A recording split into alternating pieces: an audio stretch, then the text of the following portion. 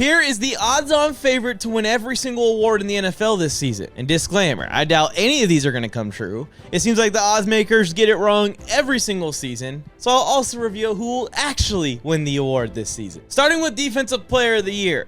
The last three Defensive Player of the Years have been TJ Watt, Myles Garrett, and Nick Bosa. And despite all three of these guys being in prime position to win the award again, the odds makers are not selecting any of those three guys to win the award.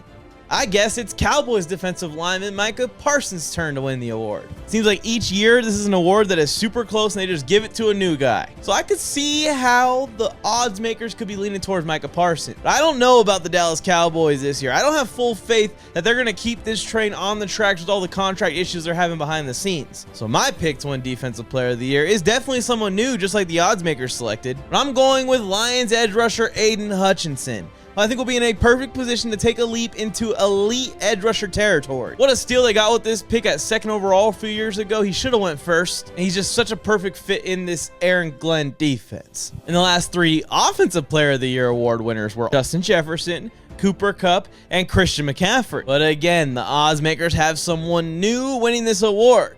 They're going with Tyreek Hill, which is interesting because Tyreek Hill's not getting any younger. And the Dolphins also just signed Jalen Waddle to a massive contract extension, implying that he's going to be heavily involved in the offense once again this year. I don't think I'm going with Tyreek Hill to win Offensive Player of the Year. Some other guys I was thinking about were CeeDee Lamb, probably the best wide receiver in the league last year considering Justin Jefferson got hurt. He's definitely going to have the opportunity to put up the numbers to be Offensive Player of the Year. But like I was saying with Micah Parsons, without a contract, I don't have full faith that this is going to go well for Dallas. Which then had me thinking for my pick, maybe I should go with Justin Jefferson, who just got a huge payday himself. The pressure to give Jefferson the ball and let him make his impact is even higher. Or give the award back to Christian McCaffrey, who's in the exact same spot where he won the award last year. Another guy I was thinking about for this award was Jamar Chase, one of the best wide receivers in the league. And if him and Joe Burrow stay healthy, you can assure that he is going to put up some crazy numbers. But I actually decided to go with the guy that I think is going to set the league on fire this year, Saquon Barkley. He has never played behind an offensive line this good. He has never played with a quarterback this good. Wide receivers out wide that are this good. Getting the greatness of Saquon Barkley that we saw in New York over the last couple of years. But the defense's entire focus can't be just on him. They have to worry about all those other weapons. It's going to open up Barkley to get even more easy stats. And I think that the Eagles are going to be Super Bowl contenders this year because of the upgrade at running back. He's going to take those 7, 8, 9, 10-yard carries by DeAndre Swift, break a tackle, and house call them bitches. Barkley's about to have a massive year if he stays healthy. Just bet on it now. He's going to win Offensive Player of the Year. Moving on to Offensive Rookie of the Year. And Caleb Williams is expected to win this award. He is so far ahead in the odds right now. And it makes sense. He's the rookie in the best position to put up a ton of stats with Keenan Allen, Rome Odunze, and DJ Moore as his freaking wide receivers. But I'm not going with Caleb Williams to win this award. Every year, the offensive rookie seems to end up being someone we don't expect. TJ Stroud last year, Justin Herbert a few years ago. I think this is going to happen again this year for another rookie in a position to put up a ton of numbers. That's Marvin Harrison Jr. of the Arizona Cardinals. For Defensive Rookie of the Year, the odds makers are going with the Vikings first-round pick Dallas Turner to win the award. I think he could have a shot to win it. He's going to start at edge rusher all year, most likely for the Vikings, with Danielle Hunter leaving for the Texans. But a guy that I personally like to transfer to the NFL better and is going to get the same opportunity at edge rusher all year is Rams edge rusher Jared Verse. And that's my pick to win Defensive Rookie of the Year. Joe Burrow and Kirk Cousins are great options for the Comeback Player of the Year in 2024.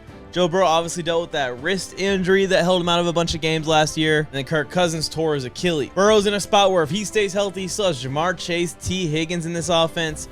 Gonna put up a ton of numbers, probably gonna win this award easily.